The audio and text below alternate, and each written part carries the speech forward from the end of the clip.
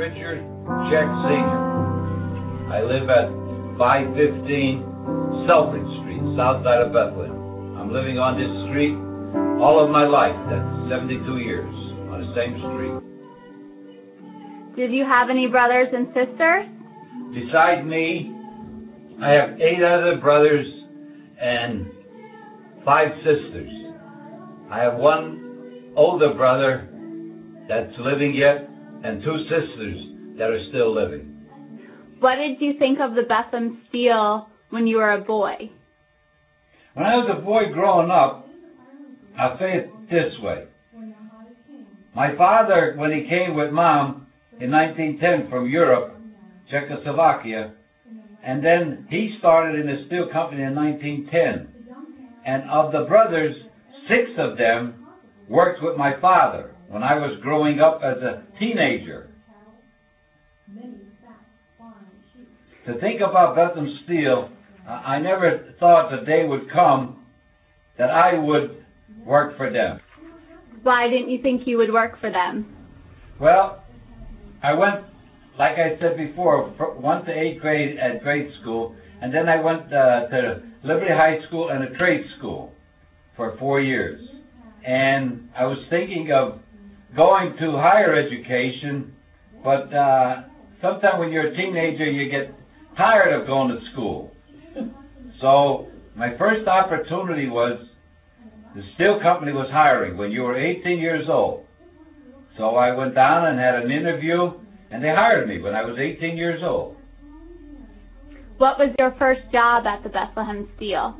Well, my first job, I have to say it this way. I applied when I filled out my application for apprenticeship, because they had a very good, from what I was told, apprenticeship. So I filled out for a rigger. That's a construction rigger. What he does is learn how to put buildings together and dismantle and move heavy equipment, machinery, everything that's heavy with construction. So they sent me to school in a plant for 4 years to learn my job. And after that, then with them, I became a journeyman for the next 44 years that I worked with Bethlehem Steel.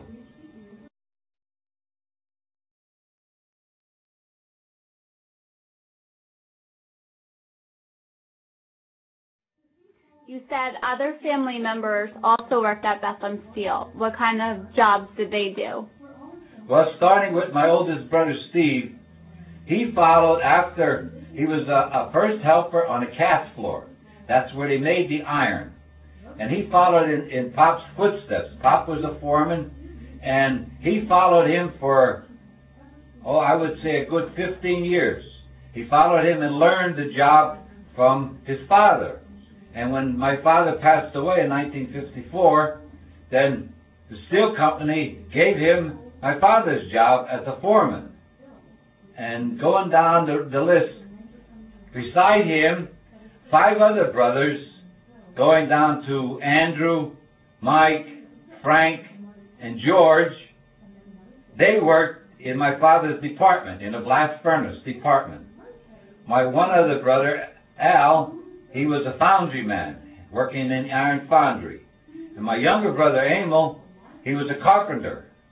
And I myself was the rigger.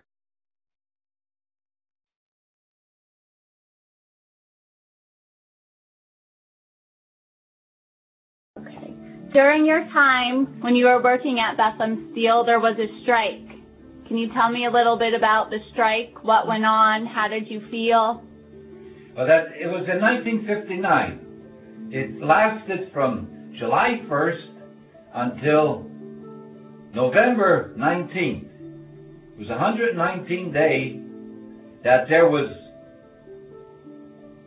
no money coming in. I used to get paid every 2 weeks. And there was no money because when you go on strike, there's no compensation for you, whatever. You have to live on what if you have any saved. And at that particular time, I'll tell you the truth, we had the 2 boys at the time and my wife, and like I said, I'll tell you the truth. For the 119 days, I don't know how we did it. I really don't, but every day there was always something to eat. Maybe not as much because you had to watch whatever money you had. But it was very, very hard. What was the cause behind the strike? The cause behind the strike, we wanted better medical coverage and increase in wages.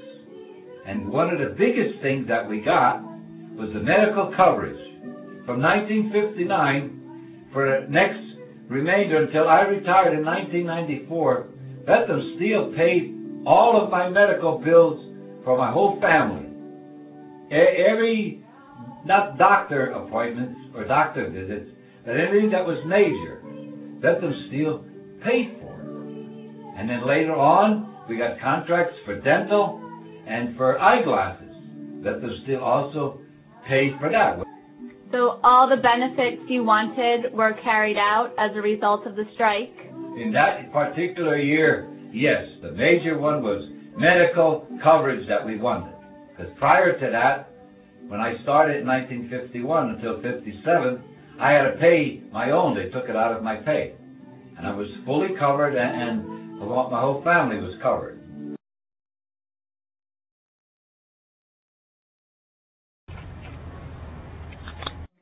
Why do you think the Bethlehem Steel closed? Well, if you just take my opinion, that's how I'm going to tell you. As I was going on in my years, I'll say it this way.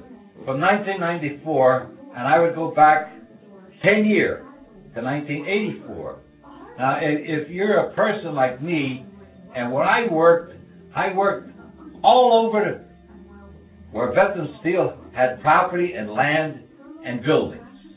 And slowly, year after year, like I say, from about 1984, they did not want to spend money for certain things.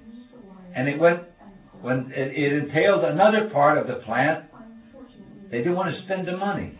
Now, you have to think, why do they not want to spend the money? I mean, you think, well, okay, they don't want to spend it this year. Maybe they don't want to spend it in another department. But no, they weren't doing that. And not so much the stock, because if you're not involved with stocks, you care less about it. Because you care about the plant. So little by little, the plant was deteriorating, and they didn't want to spend the money. So 4, 5, 6 years, now you go in the late 80s and early 90s.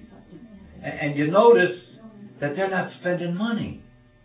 And they have millions and millions of it. And then them big blast furnaces there, they're very, very expensive, not to keep them running and making iron, but they're expensive, very expensive to repair.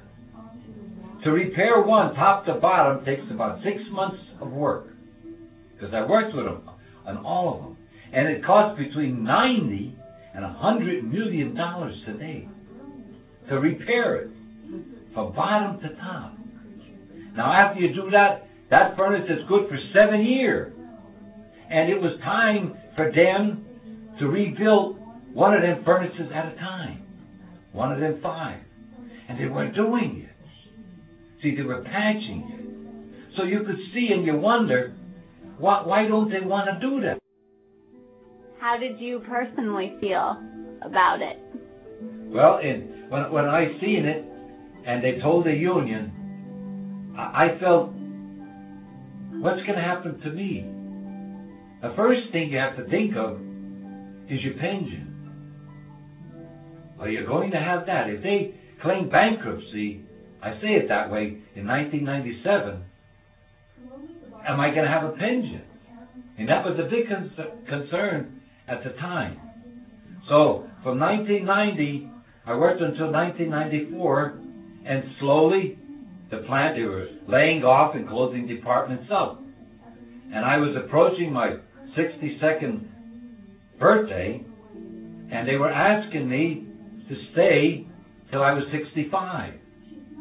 And the hard part was, and I don't mean it, don't think what I'm going to say to you, from 1990 until 1994, I became a a supervisor. They call him it was like you'd be the foreman. And I wanted to go in 1991 when I was 4 years younger. And the company said to me, Rich, you can't go. What do you mean I can't go? And I'm not blowing my horn, I'm bragging, but they said, Rich, if you go, you know too much from what you learned and everything else.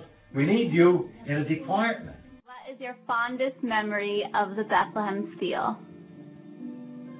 My memories of Bethlehem Steel. There's a lot of them. Honest. The best one. Oh, the best one. It's hard to say, Dana, because there's too many good times. That's why if you would ask me, what's a good time in work and what's a bad time? There is no bad time.